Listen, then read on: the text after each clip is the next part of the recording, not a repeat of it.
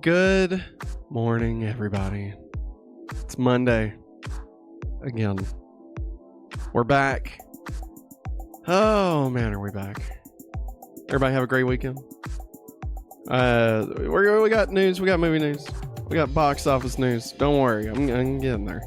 It's all going to be good. YouTube says, hey, make sure you tell them in the first 3 seconds that they're in the right place. Well, you're in the right place. But I want to be welcoming. Maybe that's the wrong choice. Either way, I hope you're having a great weekend. I hope you're ready for a fun week of new releases. Movie news, of course. Probably going to get a Superman trailer this week, which is fantastic. And just energy level just jumped like 15% just then, just thinking about it. So excited. Can't wait. That being said, though, we didn't have to wait for Marvel's latest movie. See what I did there? That's a great cup, everybody. Have I told y'all this cup is available in the shop? All right, let's get into it. Box office. Kraven the Hunter bombs with $11 million opening weekend. Worst start of Sony-produced Marvel films. This is from Rebecca Rubin down at Variety. We love a good Rubin, don't we? A Rubin, bottle of scotch, French fries. Okay, Kraven didn't do good. What is this? I'm sorry, everybody. The screen projector is just not wanting to show the story. So sorry about that. We'll keep an eye on it. Kraven may be the world's greatest hunter, but the comic book villain couldn't manage the climb to the top of the box office charts. Oh, Ruben. Sony's Kraven the Hunter. I'm going to try and adjust this cord. Sorry, folks. I don't know why it's being a butthole. I guess it's because it's Monday. There we go. Let's see if that helps. Sony's Kraven the Hunter, a superhero spinoff starring Aaron Taylor Johnson as Spider-Man's notorious foe, launched behind already low expectations at number 3 with $11 million from 3,211 theaters. It landed the worst debut for Sony's universe of Marvel characters behind February's misfire Madam Web. That was this year. Wow. 15.3 million is what it opened to. As well as some of the franchise's lowest ever marks from critics and audiences, with a tragic 15% on Rotten Tomatoes and a C grade on CinemaScore. That kind of reception signals that, barring a holiday miracle, Kraven won't rebound over the rest of December. Well, yeah, that's probably true. Kraven the Hunter is Sony's third Spider-Man adjacent adaptation of the year. God, I can't believe there was 3. This seems crazy. I forgot about Venom. I literally forgot about Venom. Let's see here. Following October's Venom: The Last Dance, the Alien symbiote trilogy led by Tom Hardy has proven itself to be critic-proof and commercially successful. Although the third and final movie didn't live up to the box office heights of its predecessors, Sony has otherwise yet to produce a comic book hit from its offshoots led by let's just say Spider-Man baddies. Let's just use that. The studio also stumbled in 2022 with Morbius, a vampire-inspired thriller with Jared Leto as the fanged villain. I've still never watched Morbius. I feel like at this point I should. I've seen all the others. Even Venom 2. Another one of Peter Parker's infamous villains. These began at a time when superheroes were all the rage at the box office, but ticket sales for too many recent comic book tentpoles have been decidedly earthbound. Whoa! About hit the record button. Just stop the recording. Didn't mean to. That's just where my brain was going. The long-delayed Kraven cost an upward of $110 million to produce. It was greenlit for $90 million, but ballooned after the last year's writers and actors strikes. though it was co-financed. Including the rocky relationship with his crime lord father.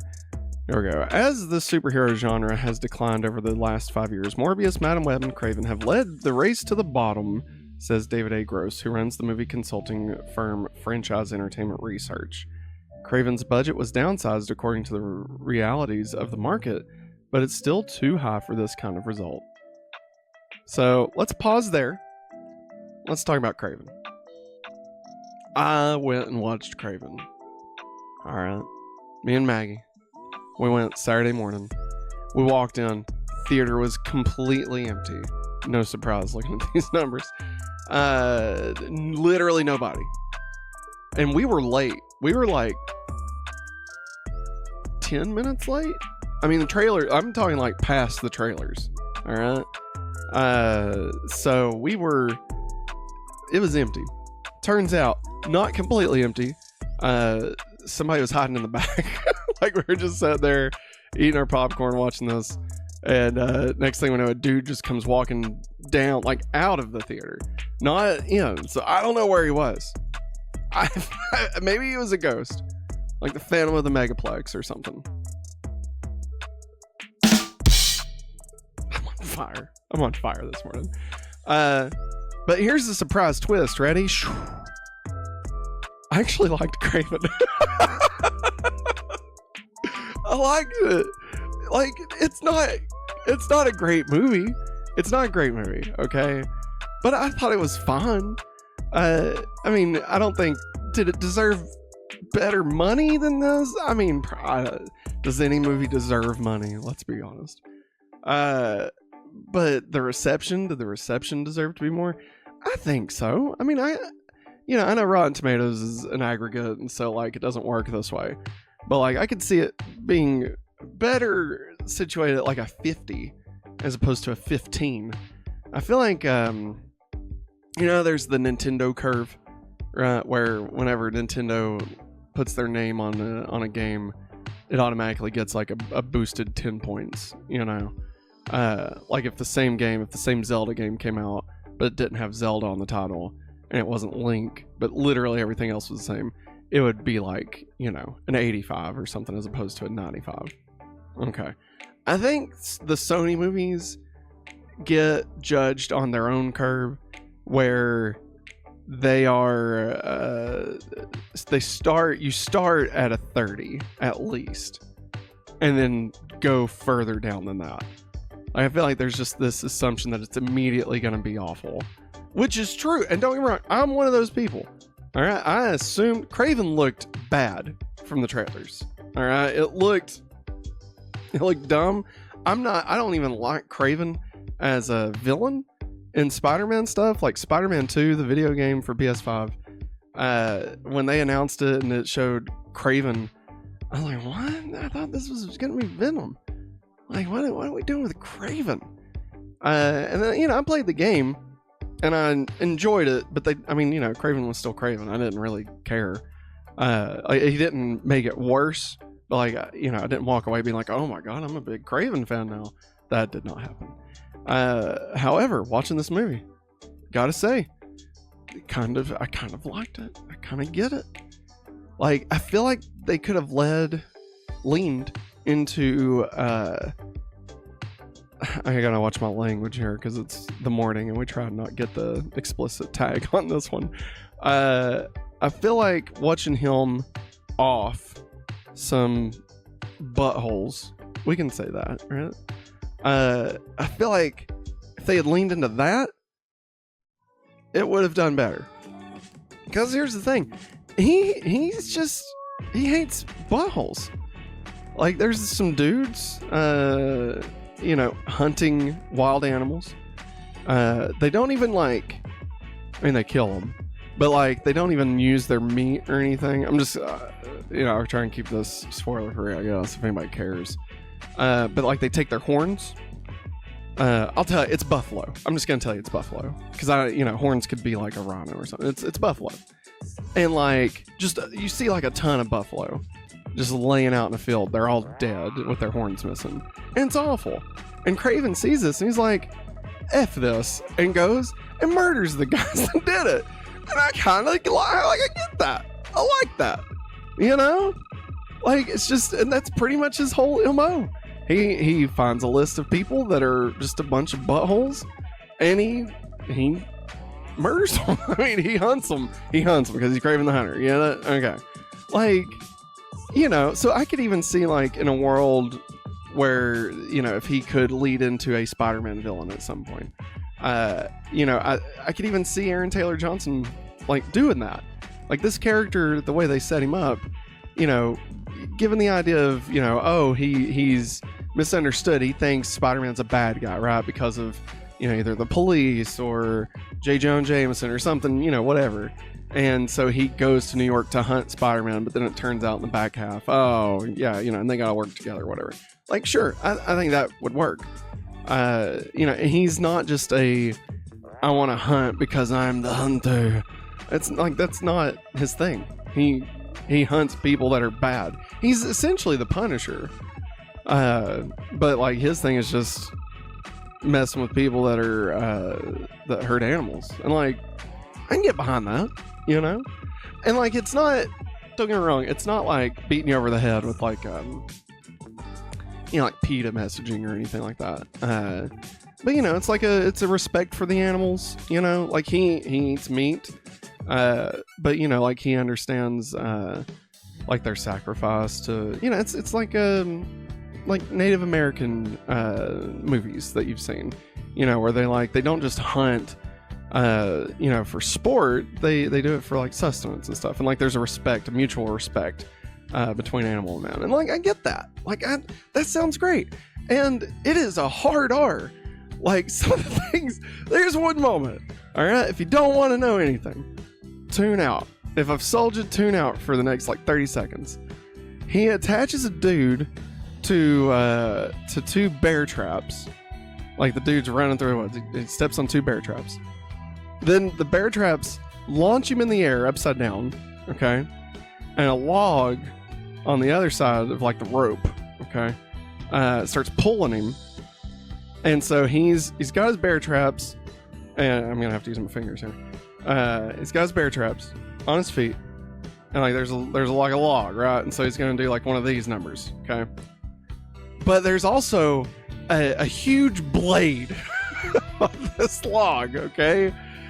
Straight up splits the guy in half. All right, like, it's insane. It lasts maybe 10 frames. Maybe 10 frames is what you see. So, but like, Maggie covered her face, and I mean, I audibly yelled in the theater. Like, I try to not do that. I don't want to be obnoxious or anything, but I mean, it was one of those like, oh my god. Like, I don't know. Kraven's fun. It was a fun movie. Like, I don't know. I would say it's probably the best Sony spin-off movie that they've done. I mean, I'd have to rewatch Venom to make sure. And I know I'm alone in this, and that's fine. That's fine. It's not, you know, setting the world on fire. It's not a classical movie or anything. But like, whereas I think Madam Web got too much hate, that it's not a good movie, but the hate on it was way too strong. I feel like Kraven itself is I would say a good movie. It's not a great movie. It's a solid 3. Okay. It is not, don't get it twisted. This is not the best movie ever made. This comes out in like a February, and you're like, I just want to get out of the house because we're snowed in. You go watch it. You're gonna have fun. You know, you turn this on a Sunday afternoon. Yeah. Like, I don't know. I thought it was fun. I wouldn't want to go to like full-time prices to watch it. I wouldn't buy it for $30. I wouldn't go, you know, spend $100 to take me and the wife and kids out to go watch Kraven the Hunter. I wouldn't do that. But like, the movie as it is, I think is a good movie. I think it was good. And the rhino was not egregious. Thankfully, we only see him for about 4 minutes, all in, to be fair. So if you're a big Rhino fan, hate to break it to you, there's just not a lot of Rhino. I mean, he's in it. The character's in it, but you don't see him full on Rhino. But thank God we don't, because it doesn't look good. I refuse to believe that Rhino could ever look good. I don't think there's a good way to do the Rhino. I say lean into the rubber suit, like in Spider-Man the Animated Series. Just do it that way. Lean into the fact that it's bad, because it does not look good. And like, there's some like Easter eggs and stuff, but like nothing. I felt like nothing that was too hammy. I mean, I've seen worse like nods and winks in a DC movie or in a MCU movie, to be completely honest. Like, I'd put this, there's quite a few MCU movies I'd put this above, like Thor and Thor the Dark World. I liked it. I don't know what to say, and maybe my taste is trash, but Kraven, it's, to me, for me, not that bad. I would go as far as to say it's good. It has flaws, a lot of flaws, but I thought it was good. Like, it kind of makes me sad we're not going to get more. I'm not sad. Listen, before the weekend, I put out a post. What character from the Sony spin-off universe would you want to see transfer over to the MCU? Venom, Morbius, Madam Web, or Kraven. And I'd put Venom because at that point I hadn't seen Kraven. I would hands down put Kraven easily. Like, it's not even a question. I love Tom Hardy's. I like Tom Hardy. Him as Venom is not egregious. I feel like he could be, given the right script, I feel like it could be great, right? But Kraven as is, I think, could come over to the MCU and work. I think he's really good. Which just makes the rest of the Sony universe all the more frustrating when we get into story number 2. But before we do that, let's go ahead and finish out our box office. So, because there's some other stuff that came out that is kind of ridiculous. So, back into the box office. Also this weekend, the Warner Brothers anime fantasy film, The Lord of the Rings, The War of the Rohirrim, no idea, stumbled in 5th place with 4.6 million from 2,602 cinemas in its opening weekend. It carries a modest budget of $30 million, so any losses during its theatrical run won't be ruinous for the studio. Plus, box office riches weren't necessarily the impetus for War of the Rohirrim. I'm sorry, everybody. Sound like Scooby. Based on J.R.R. Tolkien's characters and set 183 years before the events of Peter Jackson's Lord of the Rings trilogy, getting the green light. The animated film was developed and fast-tracked to ensure that New Line Cinema didn't lose the film adaptation rights for Tolkien's novels, while Jackson and the teams behind the Lord of the Rings and Hobbit trilogies were working on 2 new live-action films for 2026 and beyond. First of those movies, tentatively titled Lord of the Rings: The Hunt for Gollum, will be directed by and star Andy Serkis. So you always know it's good when you're getting a movie because they don't want the rights to run out.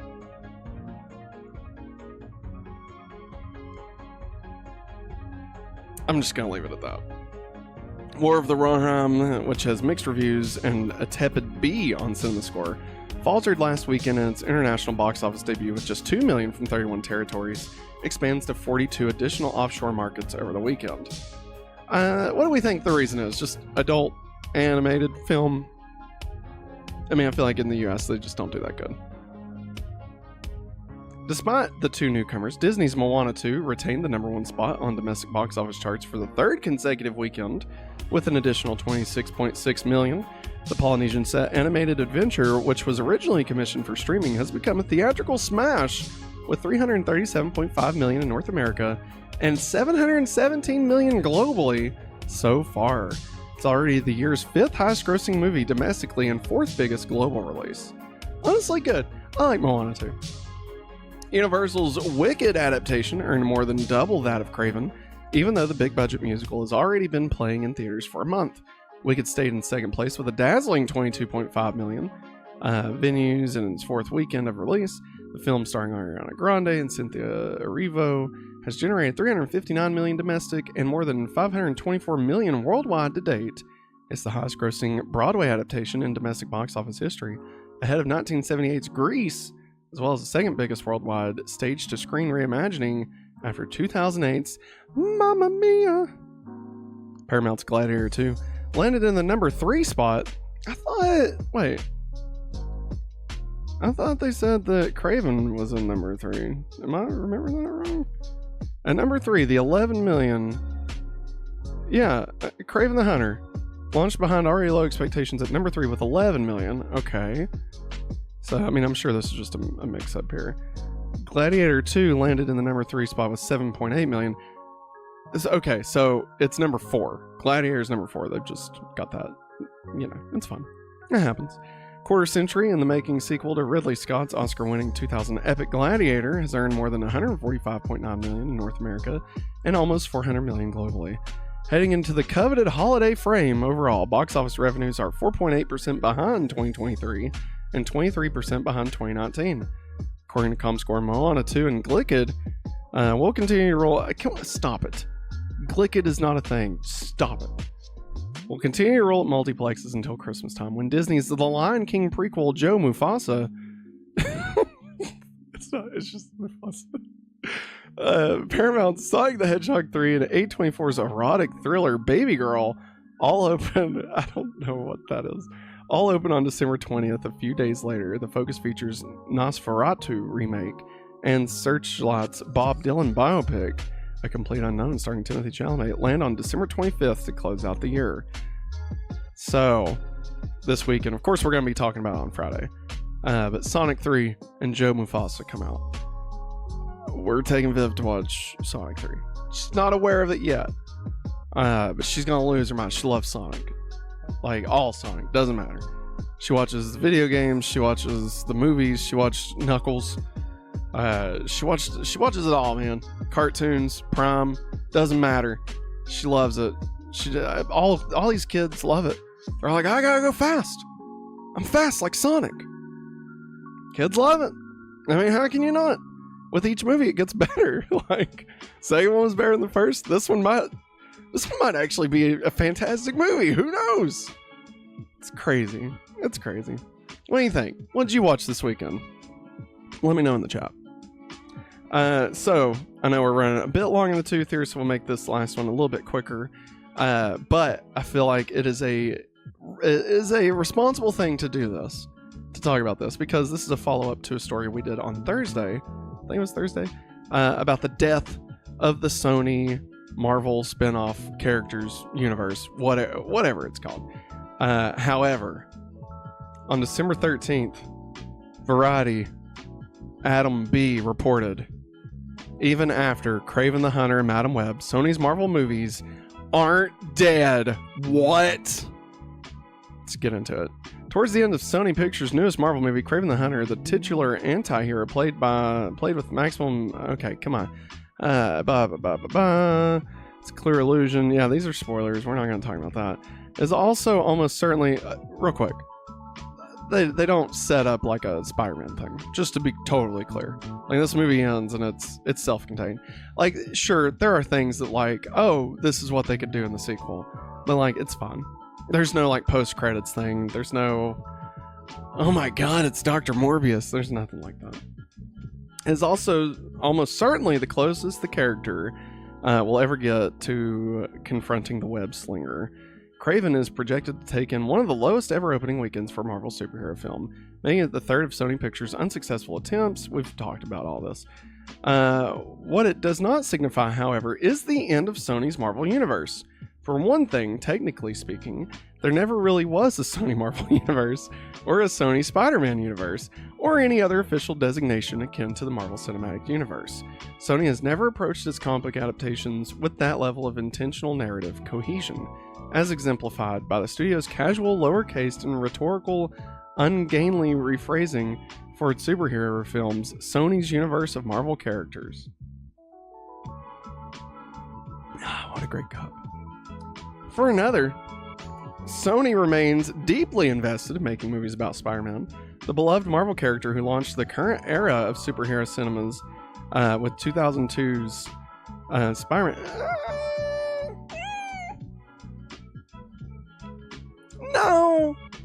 I'm gonna call no on this. did not launch. Spider-Man did not launch the current run of superhero movies. Like, you could easily say X-Men did it, and one could even argue that Blade did it. So yeah, no. I love Spider-Man, don't get me wrong. No hate against Spider-Man. He's one of my favorites of all time. But no, he didn't launch it. The fourth Spider-Man film starring Tom Holland is expected to start filming in 2025 in partnership with Marvel Studios. The animated Spider-Man Beyond the Spider-Verse is in production, will conclude the Oscar-winning trilogy focusing on Miles Morales, and Sony is producing a live-action Spider-Man noir series starring Nicolas Cage for Amazon Prime Video.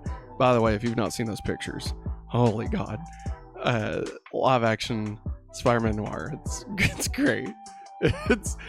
This might be great, and which is mind-boggling.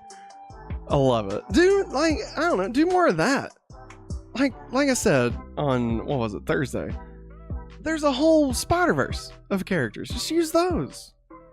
Sony insiders are also fiercely defend the success of the 3 Venom films that have earned more than $1.8 billion worldwide. For Sony, no financial reason for Sony to stop making Venom movies anytime soon, but Venom, built around a wildly popular character with its own distinct imprint on the culture, also presented Sony with the false impression that audiences would flock to see a movie about any Spider-Man character without Spider-Man in the film. All of these characters are famous because they went up against Spider-Man, says exhibitor relations analyst Jeff Bach. Unfortunately for Sony, they had a taste of success with Venom, and that kind of spoiled everything for them, because they thought they could just spin off all of these characters.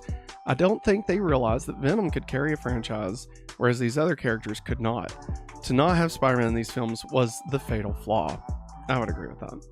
Sony is far from alone in aggressively expanding its superhero portfolio at the end of the 2010s, only to weather a sharp decline both in quality and audience interest in the 2020s. But the studio was caught in a unique catch-22 of its own, making the unprecedented deal between the studio and Disney Marvel Studios to share Spider-Man within the MCU, starting with Civil War, Spider-Man Homecoming, partnership in which Marvel Studios chief Kevin Feige and former Sony Pictures chief Amy Pascal produced the Tom Holland Spidey films for Sony Pictures, has been fabulously lucrative for Sony, with worldwide grossing topping $3.9 billion. But it also swallowed off Holland's Peter Parker from any Sony projects. The corporate entanglements when studios try to work together are really hard, says one top executive. Sony has no flexibility. They have a cage that they have to work in, and they're just trying to make one good movie at a time. According to the Sony source, the deal with Disney, this is the part I want to talk about. According to one Sony source, the deal with Disney never precluded Sony from using Spider-Man in any of its movies that didn't bear his name. The Spider-Verse movies' profusion of Peter Parkers, Gwen Stacy's, and other various Spider people certainly bears that out. But there was a feeling within the studio that audiences would not accept Holland's Spidey suddenly popping up in a live-action film that wasn't a part of the MCU, especially after Spider-Man No Way Home and the Marvel Studios projects Loki and Doctor Strange in the Multiverse of Madness established definitive boundaries to the Marvel Multiverse. This seems to have had the greatest impact on Morbius, which was originally scheduled to premiere in July 2020, well before No Way Home and Doctor Strange 2, but due to the pandemic wound up opening after them. The delayed forced Sony into reshoots to account for how Michael Keaton's Adrian Toomes, introduced as part of the MCU in Homecoming, could be standing in the same room as Leto's titular living vampire character who isn't in the MCU. A fun conceit that didn't seem like a big deal until the multiverse suddenly made it one. Dancing around Spider-Man without ever getting to use him also contributed to the feeling that the spin-off films were merely exercises in Kraven opportunities. Well done. Well played. They're grinding out product and it feels like it. There's no quality control. Privately, Sony insiders acknowledge that Kraven, Madam Web, and Morbius are creative and critical duds, even if they also insist that Morbius, which made $167.4 million globally, did turn a profit. Moving forward, they say the studio will need to be more discerning about which, if any, of the studio's stable of Spider-Man characters should be elevated into their own movie franchise. There is a definite possibility as well you could hire a different Spider-Man, Bach says. It doesn't have to be Tom. So, Sony could have had Spider-Man in any of these movies. Am I glad that they didn't put Tom Holland in any of these?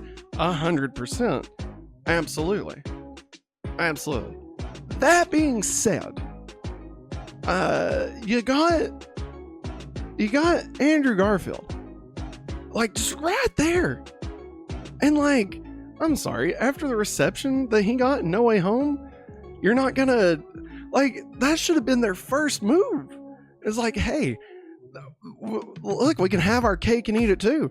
We can make our crappy Spider-Man movies, but we'll have a Spider-Man in them. And we can also have our MCU Spidey. And people would absolutely accept that. I have no doubt in my mind people would accept that. You get Andrew Garfield. He's the Spider-Man. You just say the whole thing is in the Amazing Spider-Man universe. Or an adjacent one. It doesn't even have to be that one.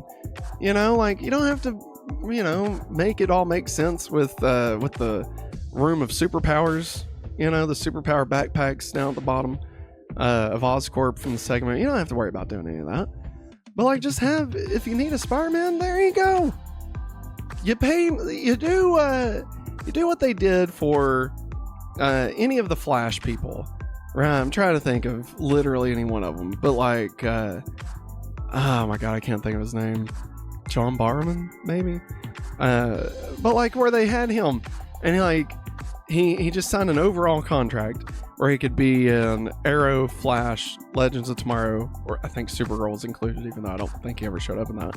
And like, it doesn't really matter where he shows up, but like, he's, contractually, doing 12 episodes somewhere between the 4 shows. Do that with Andrew Garfield. He doesn't have to have a movie. I mean, I would obviously give him a freaking movie, but like, let him be your through line. Let him be like, how cool would it be to have a Spider-Man universe? Don't get me wrong, I would much rather it be MCU. That's beside the point. But to have a Spider-Man universe, and Spider-Man being the Nick Fury of the group, right? And he's popping up in all these movies. You know how much more excited I would be for literally any of these movies if Andrew Garfield's Spider-Man was going to play a part. And even just like tangentially, I'm not saying he's a main character in all these, like, references, I mean, the way Nick Fury was in like Iron Man 2 and Captain America, like, I'm not even talking about later stuff, just do that. I mean, God, like, I'm even more irritated at Sony now, because like, they could have done this at any point. There was nothing that was keeping them from doing that except their own hubris. I digress. Hey everybody, what do you think? Did you watch Kraven? Did you like Kraven? Am I crazy? Would you have watched an Andrew Garfield tangentially related Spider universe? Would that have made you? I mean, imagine Venom, okay? And like, he goes to New York or something, and then all of a sudden he looks up, he sees Andrew Garfield Spider-Man. You could even make it a sequel to No Way Home. He goes back to his universe, and he's trying to be better. Because he's pulling his punches again, He's on the upswing, no pun intended. And now you got these buttholes showing up. They're like, oh, I'm gonna eat that guy or whatever, Oh, that's Hunt the Spider. Like, I mean, anything, literally anything. How freaking amazing. In Madam Web, they look to the future and you see the 3 spider ladies and you see Spider-Man. My God,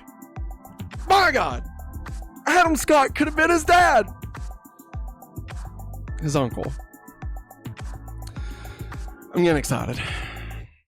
I'm getting a little too excited this morning. Sorry, everybody. It's Monday. I didn't need this on a Monday morning. All right, everybody. That's gonna wrap it up. This went way too long.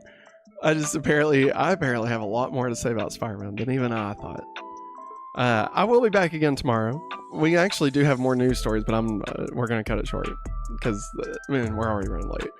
But we got one about the DCU. They've officially announced some stuff. The Superman trailer's coming this week. Be on the lookout for it as soon as that drops. Oh my God, I'm gonna lose it. There'll be a video, possibly a live stream. Who knows? Who knows what we're gonna do? But we'll do it. Speaking of live streams, we'll be back again tonight, live at 8:15ish.